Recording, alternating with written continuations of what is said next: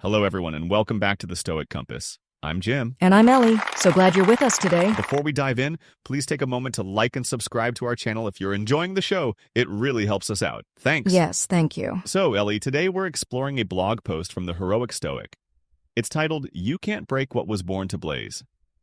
Sounds intense. It is. It's written by Alison Moore, and it's a powerful message about resilience, especially for women. Right. But honestly, I think it resonates for anyone facing adversity. I agree. When I saw the title, I knew that we had to explore this topic. Me too. So, what really struck you about this piece? Well, it speaks to a core Stoic principle, inner strength. It acknowledges the exhaustion and the battles we face, especially those of us who are constantly told to be less, to be quiet, to fit into boxes that just don't suit us. Yeah, I can definitely relate to that. It seems like everyone is being told to be something that they are not. Right. Allison writes, "I see you. I see. You wake up every day and go to work in offices where you have to prove you belong. Right. You walk streets where your safety is never guaranteed. That's right. You raise children while the world conspires to make it harder than it needs to be. Absolutely. You love people who don't always know how to love you back. I get and it. Still, you show up. Still, you stand. That's powerful stuff. It really is. That's resilience in action. Right. From a Stoic perspective, Stoicism isn't about not feeling the weight of these things. It's about how we respond to them. Makes sense. It's about recognizing that while we can't control external circumstances, we can control our reactions. That dichotomy of control, right? Exactly. Right. And the article goes on to say, your exhaustion is not weakness. I see. It is evidence of your endurance. Whoa, that hits hard. It does. That feeling of being drained? Yeah. It's not a sign that you're failing. I see. It's proof that you've been pushing through challenges, climbing mountains, weathering storms. That's right. It's a testament to your strength. Exactly.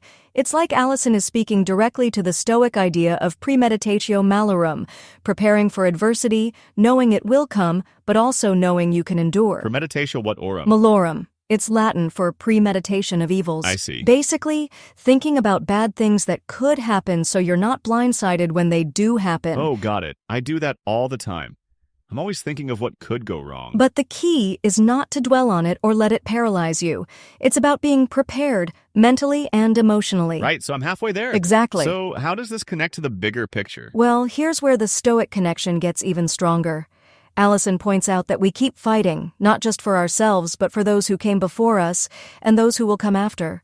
We're part of something bigger. Oh yeah, like a legacy. Exactly. This reminds me of Marcus Aurelius's idea of contributing to the common good, of recognizing our place in the grand scheme of things.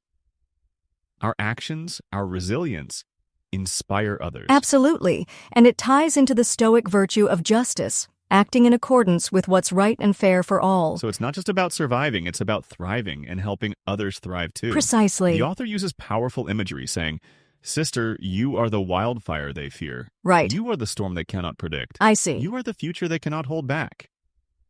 That's fiery. It is. And it's not about aggression or anger, it's about the untamable spirit within us, the inner fire that refuses to be extinguished. That's the blaze the title refers to. Okay, I'm feeling motivated. Me too. So what's the key takeaway here? Rest is essential. That's right. Lay your head down without guilt. Makes sense. Let the tears fall when they need to fall. Absolutely. But do not mistake rest for surrender. Self-care.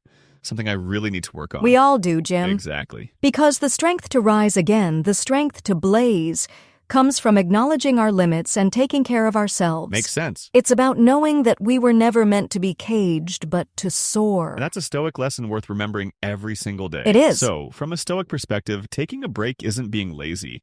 It's actually essential. It's about temperance, another key virtue. Knowing when to push and when to pull back. It's about sustainability, not burning out. I'm writing that down. I have a tendency to burn the candle at both ends. We all do from time to time. That's why it is so important to have something like Stoicism as a compass to steer you back to reality. So, Ellie, I am curious. Do you think that Stoicism is just for men? That's a great question, Jim.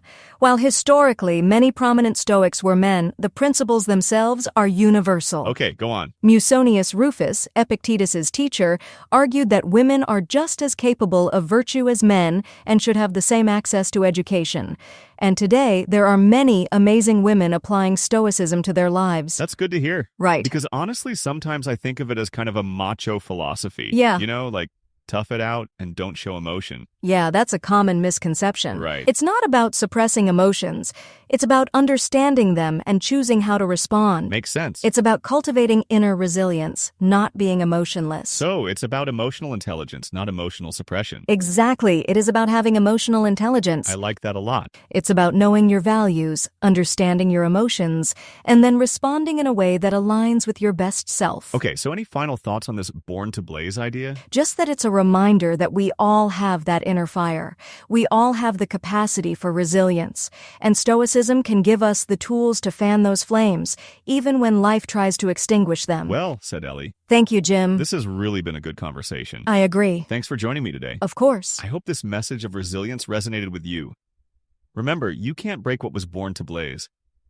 I'm Jim. And I'm Ellie. Until next time, practice virtue, live with purpose, and keep that inner fire burning.